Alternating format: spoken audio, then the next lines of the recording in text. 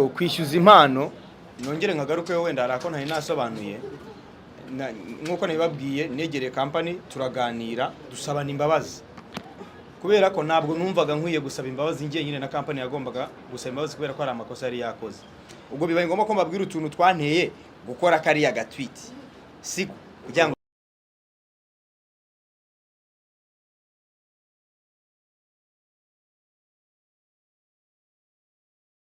tubone n'udutitiri nkahita mbatamo sasa company mwibuka ko yaje muri press conference cyangwa se dushyikirize impano ya Gopondati nk'umuhanzi y'ikibanza twamwemereye ariko haniyongereho amasezerano mashya yo kuba ari brand ambassador wa Marshall Real Estate nk'umuhanzi. Ibi rero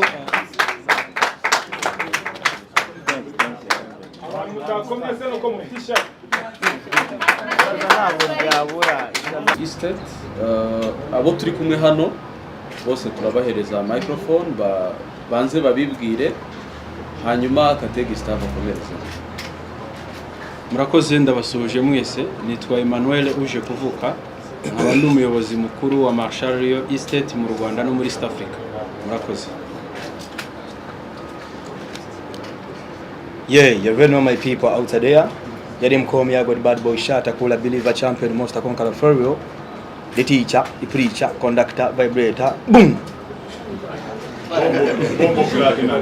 I'm Mr. Dreams. The top baddest, top connector, the true monster, the true hustler, the humble man, the most unusual guy, the motivator, the extravaganza.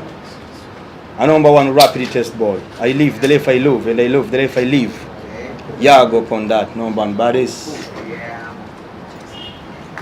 Hello.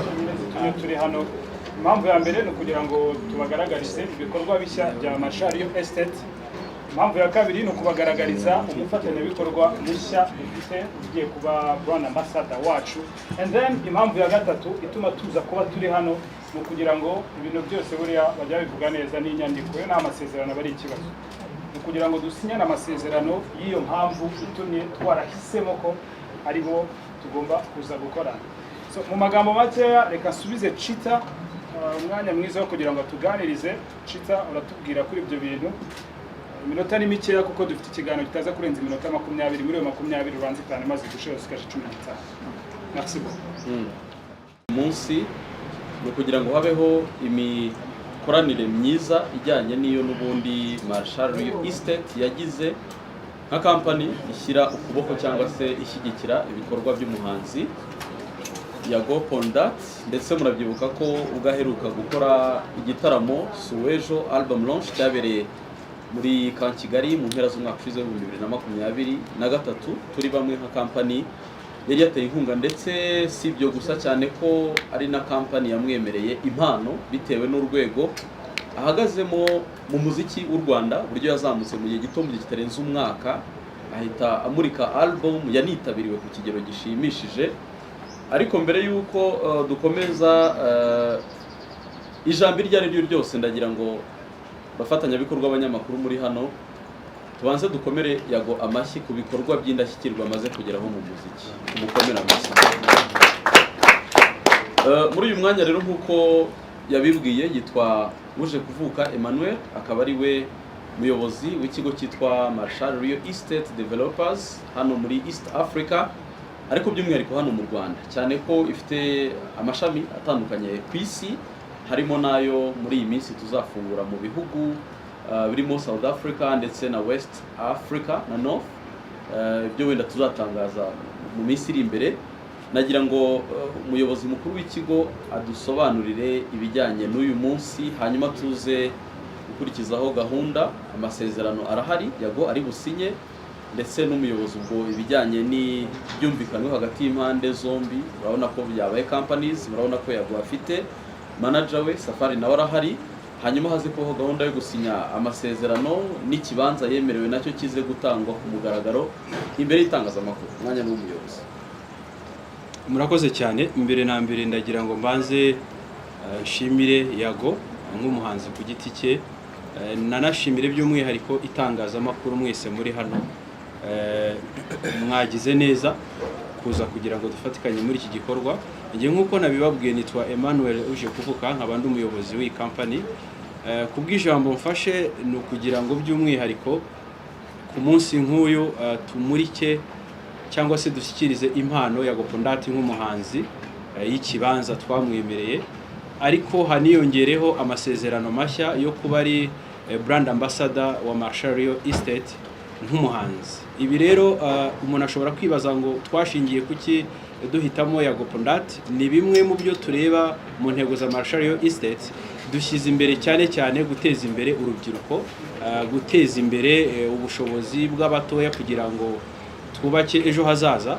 Yago rero n'umwe mu bahanzi bafite characters zigaragaza aho bavuye n'aho bageze uyu munsi mu gihe gishoboka gitoya, kandi nanone mu bahanzi babirivinga mu mbaraga zabo mu gukora cyane no kuba societe mu by'ukuri imukurikira.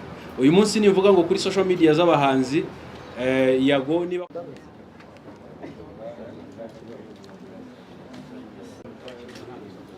birabaye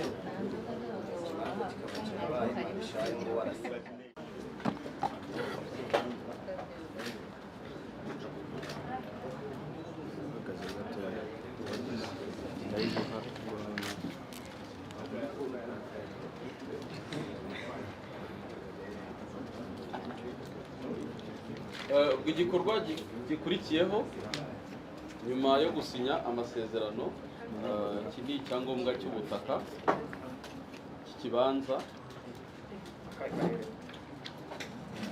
ikibanza ni mu mujyi wa Kigali, Gasabo.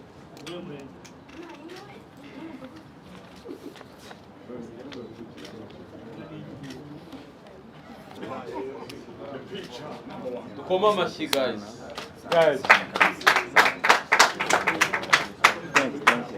abantu mutakomye se nuko mutisha ntabwo byabura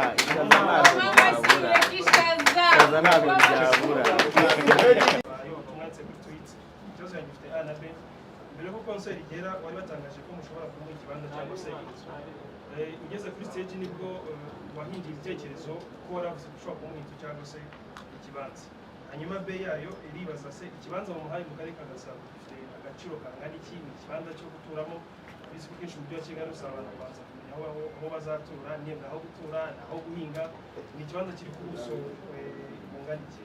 Hanyuma kuri Yago umuntu yakibaza niba kuba ugizwe brand ambassador bidaturutse ku gitutu washyize kuri company na company ikabitekerezo kavuga ariko noneho urane nabonye na company mukora rimwe na PTN yari yesije ivuga ko ibyavuye mu gitaramo naho ikintu bihuriye. Hanyuma Yago Musi umuvandimwe uri ku ruhande ni manager mukorana gute? Ni manager w'ibihangano, tugire clarification kuri icyo kintu. Hanyuma Marshall, ikindi mu masaha ari imbere baza kugaragaza iyo nzu mwubakiye utishoboye, ni igikorwa mwakoze mu gihe kingana iki, cyabatwara amafaranga angana iki, mwavutsemo mugeze mu gihe? Thank you so much. Urakoze cyane, straight to the point. Uko bigenza bariko tugenda tubigenza. Reka tufatire rimwe. Ikibazo cya mbere Janvier yabajije ni agaciro k'ikibanza na square meter gifite n'aho giherereye. Arabaza ubwo n'impamvu yagatahawe inzu akaba ahawe ikibanza, aho wenda nsubije nuko muri event hemewe ikibanza ntabwo hemewe inzu, ni nacyo aherewe hano, ariko umuyobozi arakivugaho. Ikibazo cya kabiri wabajije Yago impamvu yemeye kuba brand ambassador niba bidaturutse ku gitutu cy'ibyavuye kuri social media we yanditse.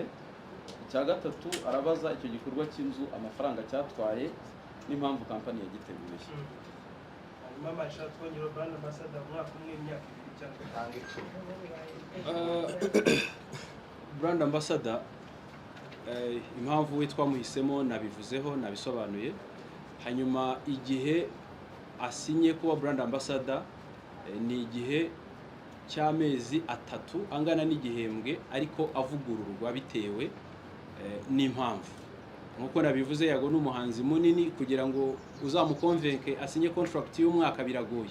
Twe nka company nibyo twifuzaga, ariko we kubera ibyo ateganya ashobora guteganya ko habamo challenges ziyongera, niyo mpamvu twasinye contrat y'imyaka 3. Ariko muri iyo myaka 3 ibyo yagenera amezi 3 sorry, muri ibyo tumugenera hariho uburyo bw'amafaranga ahoraho ku kwezi, transport aho yajya mu bikorwa byose bya company nibyo twuzuzagaho aka kanya, n'amatike y'indege ndetse na accommodation mu gihe ibikorwa bya company byaba bigiye mu bindi bihugu dukoreramo.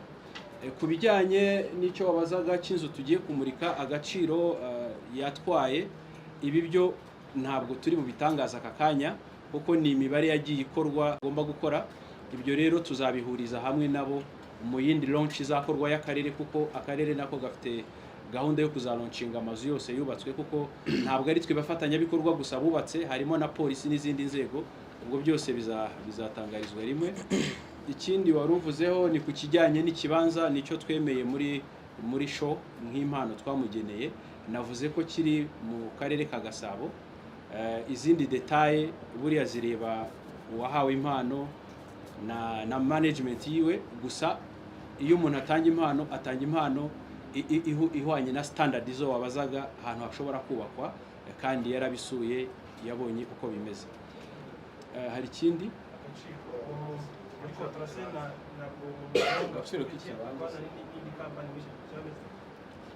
nicyo navuze, Yago uyu munsi ni brand ikomeye kandi nini, niyo mpamvu yanze ko aduha igihe kirekire gishobora gusubirwamo. Ibijyanye no kuba yakorana n'andi makampani, hari clause irimo ibigena muri contrat igomba kubahirizwa. Buriya nibigera igihe nabyo nanone itangazamakuru muba muri hafi nk'umuhanzi ashobora kuzabisobanura. Nanone iyo tuvuga agaciro k'ikibanza aka kanya ntabwo dushobora kubigaragaza hano, ariko ikibanza muri Gasabo wahamo umuntu impano ni value iri hejuru ya miliyoni 20.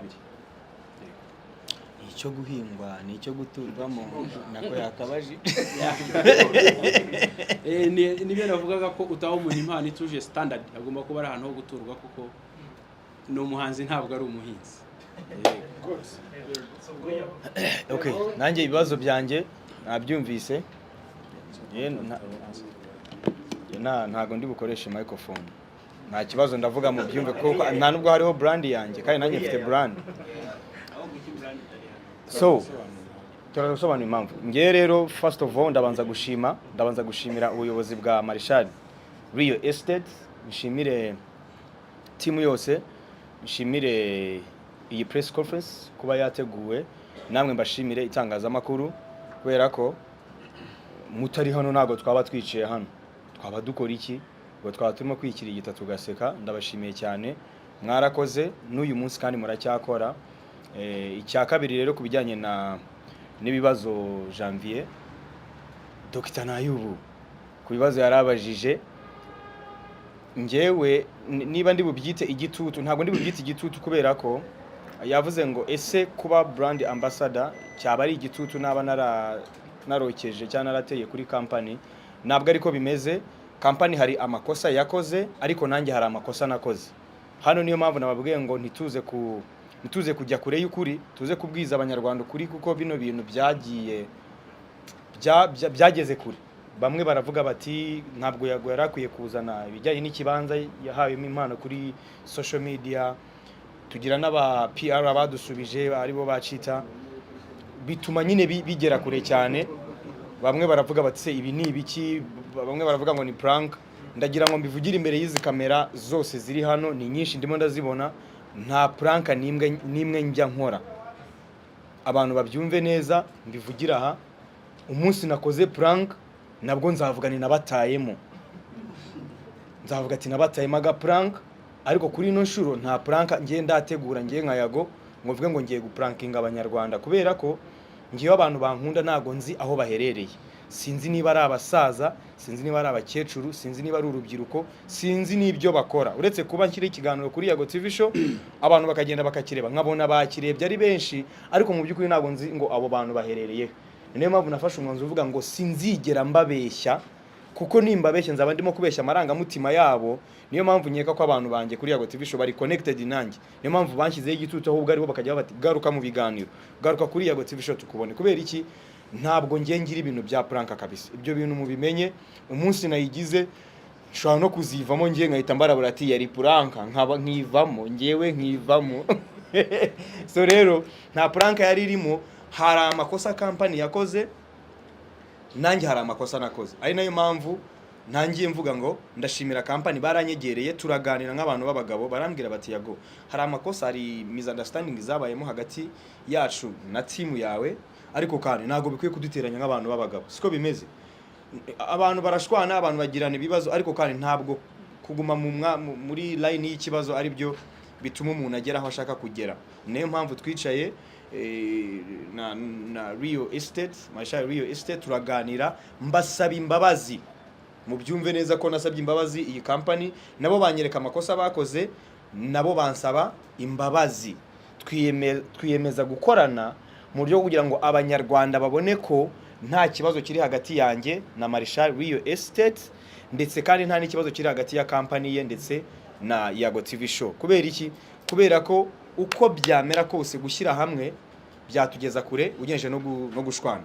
Kuba nashwana na Marshall, wenda company ikabigenderamo, ikagira reputation imbi, ikagira izina ribi mu bantu, kandi hari abantu bamaze guhabwa ibyabo neza, ntabwo bivuze ko dukwiye kuguma muri uwo murongo. Nasabye imbabazi nka Yago TV show, nsabye imbabazi nka Yago Pondat, nabo banyereka amakosa yabo, kandi kuko nabo barayabonaga ko hari habayemo misunderstanding, nabo baca bugufi dusabana imbabazi. Ni nayo mpamvu uyu munsi mutubonye hano kuri pano kubijyanye none n'imikoranire.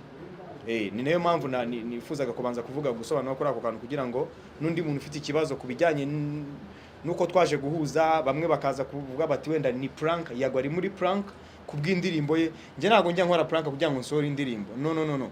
Mfite imiziki myinshi ku buryo ndamutse nkora prank ngo sohore imiziki, ntabwo izo mbaraga se nazikura. Ntabwo izo mbaraga nazibona ngo mbanze ngo ngira aga prank ngo then nshyireho umuziki. Ntabwo ibyo bintu mbigira kabisa. Abakunda ibikorwa byanjye ndabubaha, baba ari benshi baba ari bakeya. I don't complain. Naranabiririmbye mu ndirimbo yitwa Amashaga, ndavuga ngo nyuzwe naho ndi, sindeba iby'abandi. I see some future on me. Sinshaka guprovinga abantu bapinga ibyo nkora. No. I'm not complaining. Ntabwo nshaka guprovinga abantu ngo babone ko ndi umusitari, babone ko ndi umuhanzi urimba neza. Bivuga ngo ngiye akazi kabonetse ndagatanga, ntabwo ngatanga ngendeye ngo nagombaga kubanza ngo kubeshya abanyarwanda ngo kugira ngo ntabwo ari igitutu nashyize kuri company. Kubera ko Marshall tuziranye guhera 2016 niba ntibeshye, akiri mu mishinga yo gukora umuziki. 2017 hari umushinga twahuriyemo wagombaga kumuhuza we na Eddie Kenzo from Uganda. Turaziranye ku buryo narezinze issue y'ikibanza, ariko mu by'ukuri ni amakosa nakoze, nk'uko nanjye nabyemeye ko hari amakosa nagiye nkora. Ni nayo mpamvu kano kanya turi kumwe hano n'itangazamakuru. Hanyuma ku kindi kibazo wabajije ni management ku mikoranire yanjye na uyu mugabo yitwa Safari Agaba. Is a big champion, is a big heavyweight, is a big man. I call him a big man because he's the one who supported me. I met him when I was very stressed, when I was very distracted. Aranyumva, amba hafi mu gihe cyo gutegura concert yanjye. Uyu niwe wishyuye amafaranga ya mbere yo kujya Camp Kigali. Uyu mupapa mubona hano yitwa Safari. Impamvu mwita big champion nuko yakoze ibintu ntigeze nkorerwa n'undi muntu kuva igihe cyose ninjire muri music industry, kuva igihe ninjire muri iri impuhwe nta kintu nshakaho. Hari abangiraga impuhwe bashaka kuntama, ariko uyu mugabo yangiriye impuhwe, yishyura amafaranga ya mbere nishyuye venue ya Camp Kigali ahabereye igitaramo. Abenshi mwari muhari, mwarakoze cyane kunshyigikira. Uyu mugabo niwe wayishyuye, kandi ntabwo yayishyuye angurije. Yarambwiye ati I've been following you since day one. Umuryango wanjye ugukunda, bakureba, bakunda ibiganiro byawe. Afite abana bakuru, afite n'umujene ugiye gukora ubukwe ejo, ahubwo ngira ngo araza kugira akanya ko kuza kubatumira bazashobora bazahagere. Rero uyu mugabo dukorana mu buryo bwa kivandimwe kuruta inyandiko n'impapuro, kubera ko ibyo yamfashije mbere yuko twinjira mu mpapuro biruta ibyajya mu mpapuro. Kuko icyizere yangiriye, akangirira icyizere tutari dusanzwe tuziranye, tutari dusanzwe turi inshuti, tutaganira, akavuga ati ngiye nkunda ibyo ukora, niyemeje kugushyigikira. Uyu munsi rero mufata nka mukuru wanjye kuko aranduta, mufata nka brother wanjye agomba gushora muri Yago TV show n'ibyo agomba kuyikoramo. Hakaba na Yago Pondat nk'umuhanzi kubijyanye n'ubushobozi bw'amafaranga, kubijyanye no gukora video, kubijyanye no kuvuga ngiye nshaka recording indirimbo nkamubwira ndashaka kujya kuyishutingira Dubai akavuga ati budget nangahe ni ibihumbi 10 by'idolari cyangwa 15 akareba niba muri budget nyine mu mafaranga ahari akaba yayatanga n'ubwo buryo mu buryo bwa Yago Pondat n'uburyo bwa Yago TV show. Nabonye ari umuntu udafite ikintu ahomba ku buryo yabigoye guhangana nawe. Ikindi kibazo cya kabiri ndakibaza Yago, ubwo ndanyarukira kuri Twitter nagezeyo, ndabona ari wowe muvugizi wa company nunguye cyane no kuba ibyo uvuze byose nta na kimwe narinzi, ariko kuko wiyemeje kubeshya ngaho uhangana nawe wa diaspora murimo gutuburira no kubibutsa twabo njyewe negereje igihe muzatangira icyo kibanza. Yago Super Dragoza ari ikibazo cyane na Chita ko bagoye mu kanya na brand ya Chita baravuga ati oyanjye sinaye kujya n'abandi barikoresheje. Hanyuma no muri Twitter yawe uvuga ko barimo gutubura aba diaspora. Nawe uje gufatanya nabo kubatuburira. Baza kabisa baza. That's my point. Urakoze cyane ubwo ndumva cyo kiroroshye abajije no twihute undi muntu ntabwo twazava hano undi muntu ni wowe wagomba gutubaza Twandikira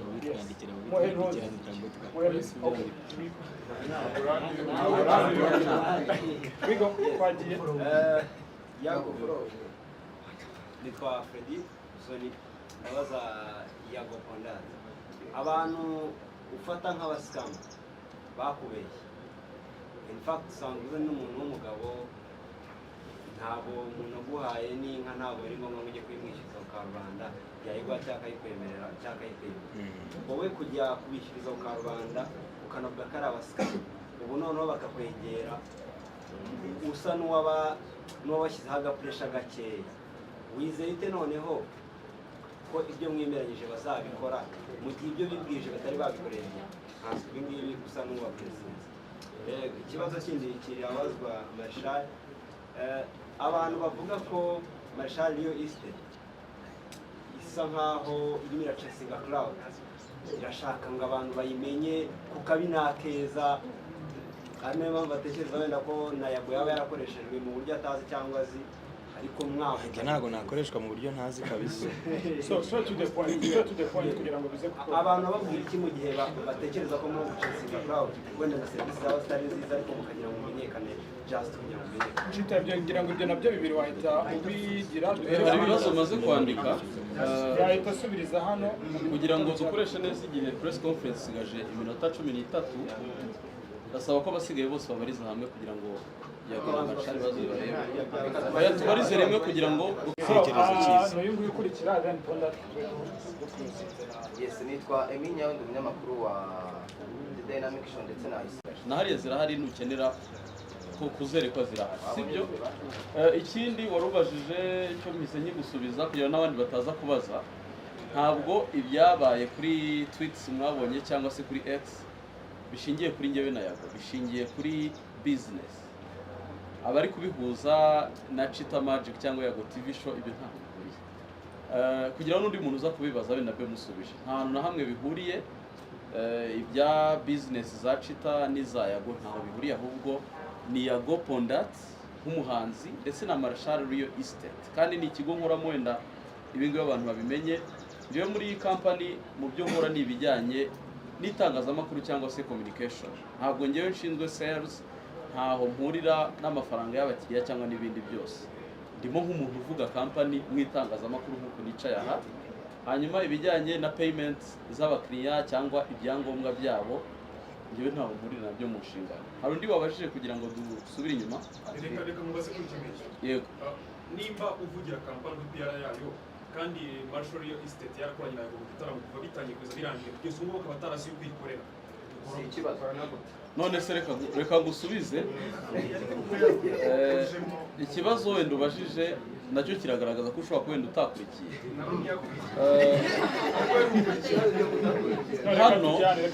Hano company ya Marshal Rio Estate ifite abakozi bagera hafi mu 10. Hari presentation yayo twigeze tubakorera. Abantu usubize ibyo nkubajije. Hari presentation y'abakozi twabakoreye. None se the big man uri hano manager wa Yago yigeze abereka komite ya business. Hano ntabwo ndabasubiza kuko impamvu ngenda gusubiza hano ntabwo turi kubazanya one by one, urakenera ko dukora umwe umwe turabyikora. Biragaragara ko muri kubaza ibibazo mutakurikiye ikiganiro cy'ibyo Yago yavuze n'ibyo manager we yavuze ndetse n'umuyobozi wacu. Hano ntabwo twaje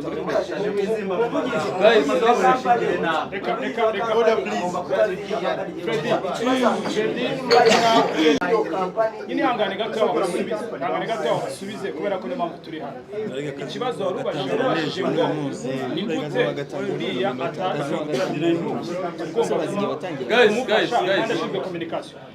guys nimba Chita ari ashinzwe communication ariko yakakaba atarabizi kandi barakora igitubiza mu gihe reka mbasubize kitari umwanya wo gusubiza ariko reka tujyane twese kugira ngo uretse ubabajije ikibazo akoresha akawuti yiwasubiza Yago kandi akaba akoresha akawuti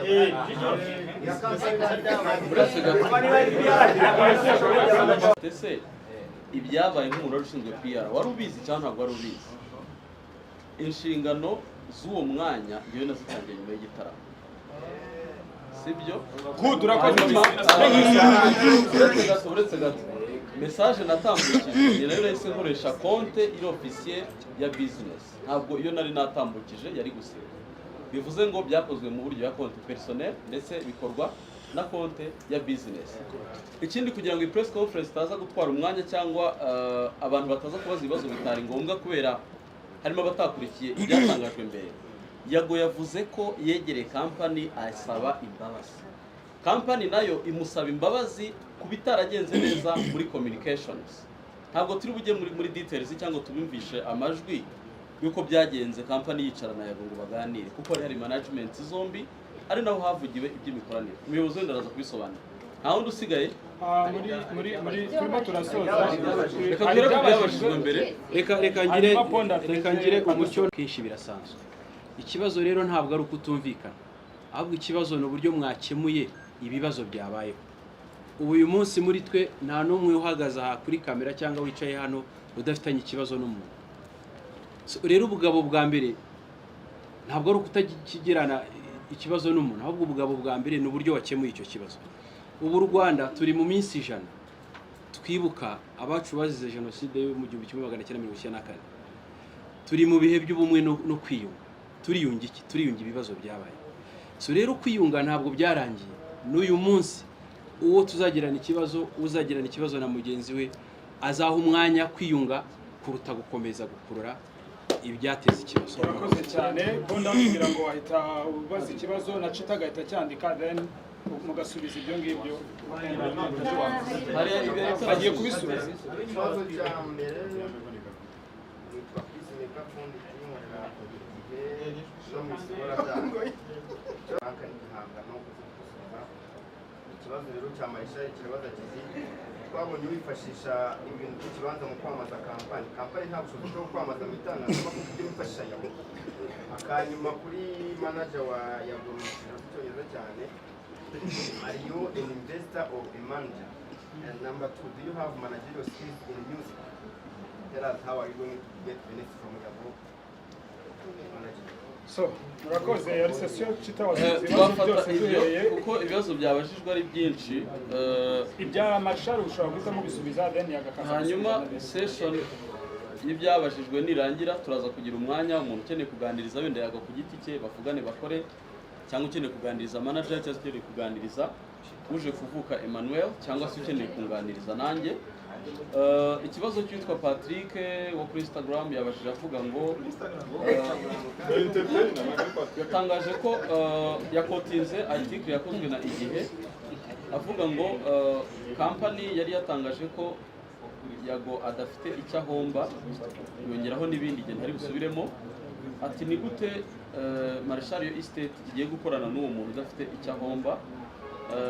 Ikibazo yabajije Yago yabashije avuga ku byavuzwe byose, niba aravuze ko company ari abaskama. Nabona ari ikibazo gisa n'icya Fred wo kuri MIE avuga ati niba ari company ari abaskama ni gute yemewe gukorana n'abantu ngo baskaminga abantu. Ubwo we bigiye kugenda gute, agiye gufatanya nabo ibintu ngibyo. ndumva ibyo bibazo bibiri byabanza gusubizwa hanyuma ngo ivuga ko umuntu adafite icyo ahomba. Nibyo nanone nasobanuye ko abantu mu kumva cyangwa gushaka kumva ikintu neza, ni byiza ko wumva interuro yose n'ikiganiro cyose aho kugira ngo wumve ijambo rimwe. Nuva ko umuntu wafashe iryo jambo ntabwo yakurikiranye ikiganiro cyose. Icyo twatangaga ni urugero. Umunyamakuru yabajije avuga niba twiteguye gushyira Yago mu rubanza muri RIB. Icyo yabajije niba dushobora kumushyira muri RIB. Ni ukuvuga ko icyo twagaragaje ni igihombo twagira mu kujya mu manza n'igihombo Yago yagira mu kujya mu rubanza. Twese rero ntabwo dufite umwanya wo guhomba. Udafite icyo ahomba niwe wajya mu rubanza. Ubu rero nubyitiranye na Yago kandi atagiye mu rubanza twiyunze, niyo ya misunderstanding twakomeje kuvuga. Udafite icyo ahomba yajya mu rubanza. Ariko niba ngewe ntinya guhomba na Yago agatinya guhomba, niyo mpamvu turi hano mu mikoranire. Hari ikindi ikibazo cyanjye kiragira kiti nakomeje kuvuga ko turi mu minsi 100 twibuka jenoside yakorewe abatutsi mu Rwanda. Ibi rero ni ubutumwa bari bansabye kongera gutanga kugira ngo abantu babyumve neza ko hari imyitwarire ituranga muri icyo gihe, ko hari n'ibikorwa bituranga. Ari nayo mpamvu muri Marshall Estate muri iki gihe mbabwira ko ariyo mpamvu twashyize imbere mu kubakira amazu abatishoboye no gukora ibindi bikorwa by'urukundo. nari nabivuzeho ndetse na Marshall yakomeje kubigarukaho. Ikintu gitumye turi hano, kozi yacu ishobora kuba imaze icyumweru ibayeho cyangwa ukwezi ibayeho cyangwa 2 ibayeho, ariko kandi mwibuke ko ikintu gitumye turi hano ari icyiza, sibyo ra? Ni icyiza, ni ukuba brand ambassador wa Marshall Real Estate, ni ugukorana bya hafi na company, sibyo? Kubyo nanditse ngewe postinga birananditse kuri Twitter, mbonero nanze kubisiba kugira ngo hatazagira vuga ngo iki ndashaka kubikuraho nyuma yuko ibi byose bibaye, batavuga ngo twatimo duscamming abantu, sibyo? Kubijyanye n'ijambo yabivuze neza, ijambo scam, to scam, hari igihe abantu baryumva mu buryo bwabo. Ushobora kuvuga ngo you are scamming people, wowe ugahita wumva ko mvuze ngo uri muriba abantu cyangwa urimo uratuburira abantu. Ariko Marshall yabisobanuye neza ko ushobora kugura ikintu online kuri website runaka, barimo kukwereka ifoto, cyakugera ugasanga ntabwo cyari, niba ari akameza wabonaga ari karekare utubona ni kagufi cyane sana, bati none se ifoto nabonaga hari kuri website kwitandukanye ni na product ingezeho. So ijambo scam kugira ngo ndikoreshe mu byivuge ko narapostinze Chitara ara replyinga, ndongera nibwo ijambo scam ryaje kitamaze gusubiza. Impamvu rero ryaje nkimara gupostinga iriya post, nakiriye message z'umujama, niba ntabwo sindi buvuga izina rye, uri muri leta z'umwe za Amerika, arambwira ati abo bantu nanjye nakoranye nabo, ariko ntabwo mubanze mutega amatwi mwumve, ntabwo baruzuza uburyo twakoranye, ntabwo baruzi ibisabwa. Ndangije mu gusubiza Chita nari mfite message anyereka ko n'ikirego cye ngo yamaze ngo kugitambutsa uwo muntu, ariko nyuma naje kwerekwa mu by'umeneza, nyuma maze kwegera company maze kuyisaba imbabazi, nayo imaze kunsaba imbabazi, banyereka amakosa bankoreye, nanjye maze kubereka yo nabakoreye, banyeretse uburyo bwose bakoranyemo n'uwo mukiriya. Nza gusanga harimo gushaka kwitunira kuri company nkuko nanjye nari nyituniyeho. Nabwo ngo let's talk reality. So impamvu ntasabye imbabazi nuko byari bitarakemuka. Sinari nagahawe ikibanza, sinari nakagizwe brand ambassador, bari bataranamo. So rwose ni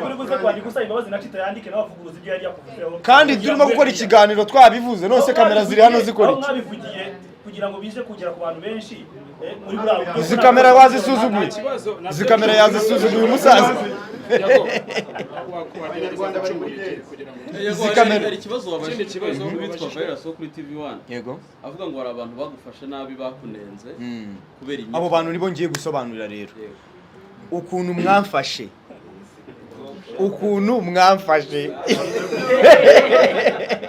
kiriya gihe mwese kamera nzajya ngenda gutya ukuntu mwamfashe na microphone hano zirari ukuntu mwamfashe muhite mubisimbuza uko mugiye kumfata. Byararangiye twasabanye imbabazi, kandi guca bugufi ugasaba imbabazi ni ikimenyetso kindi cy'urukundo kandi ikimenyetso cy'ubugabo.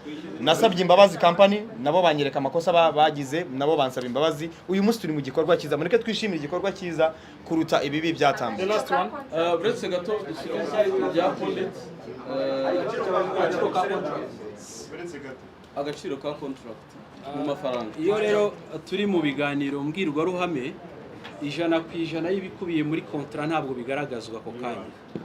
Ni ukuvuga ko hari details zikurikiraho zishobora gukurikira, kuko uyu munsi ntanga urugero, niba Yago yasinyiye company ku madolari 30,000, ni urugero ndi kuvuga, ngiye kuvuga urugero, turaba tugiye gukanga wowe nitugushaka uduce nkaho Yago yaduciye kandi mutari ku rwego rumwe. Ibi rero ni ibanga ry'uwasinye na company yamusinyishije. Icyo gucesinga crowd dutanga tombora y'ikibanza, icyo kintu cyo gucesinga crowd mwanyemera akaba n'icyo gisubizo. N'uwakikoje reka mubisubirize rimwe. Ndaza kumwunganira kubera ko hari amakosa nge nateje. Kuki mubyirengagiza? Hari amakosa nge nateje atari buze kwirengagizwa. Ntaze kwirengagizwa. Reka dukurikizeho ibibazo bya Pondit, kandi kugira ngo dukoreshe neza umwanya, cyane ko iminota twihaye yarangiye, nitumara gusubiza bino bibazo bya Pondit, cyane ko nabyo ari byinshi, harahita hakurikiraho ibiganiro bwite muri bugirane natwe, twe twicaye hano muze kutubaza ibyo mutanyuzwe. Witwa Pondit wo ku gihe yabajije ikibazo Yago agira ati kuki wishyuje impano kandi kwishyuza impano. Nongere nkagarukeho wenda harako ntari nasobanuye, nkuko nabibabwiye negereye company turaganira dusabana imbabazi, kubera ko ntabwo numvaga nkwiye gusaba imbabazi ngiye nyine na company yagombaga gusaba imbabazi kubera ko ari amakosa yari yakoze. Iyo mpano muvuga ko ntagombaga kwishyuza yakorewe press conference, haranamamaza, habamo igikorwa cyo kwamamaza. Murabizi ko kwamamaza bihenda, ubwo bibaye ngombwa ko mbabwira utuntu twanteye gukora kariya gatweet siku kugira ngo tubone n'udutitiri nkahita mbatamo. Sasa company mwibuka ko yaje muri press conference yari ifiteho banner. Company yaje mu gitaramo izamuka kuri stage itanga ikibanza, hari abantu bahise bayizera bagati iyi company ni fresh, kandi koko ni nabyo bafite abantu bamaze gukorana nabo kandi mu buryo bwiza, bahita bayoboka company. Sasa nanjye nashyizemo kari akantu kugira ngo company yikangemo, ariko bavuge bati VP kuki umuntu tutamuha ikibanza kubera ko baramamaje, kandi kwamamaza birahenda. Impano kandi irishyuzwa ushobora bwate, ariko yanka wamaye warayibaze. Amategeko y'u Rwanda agena impano n'izungura, hari itegeko ribigena rwose. So ku bijyanye no kuvuga ngo twari dusikaminga cyangwa ngo twari tuma dutwikira, nabibabwiye nyitangira, ntabwo ngira ibintu byo gutwikira imiziki yanjye. Iyo nza kuba mbigira nari kuba narabikoze, n'uyu munsi mba nyibikora. Ibyo byo mubimenye, ntabwo ari ugutwikira indirimbo.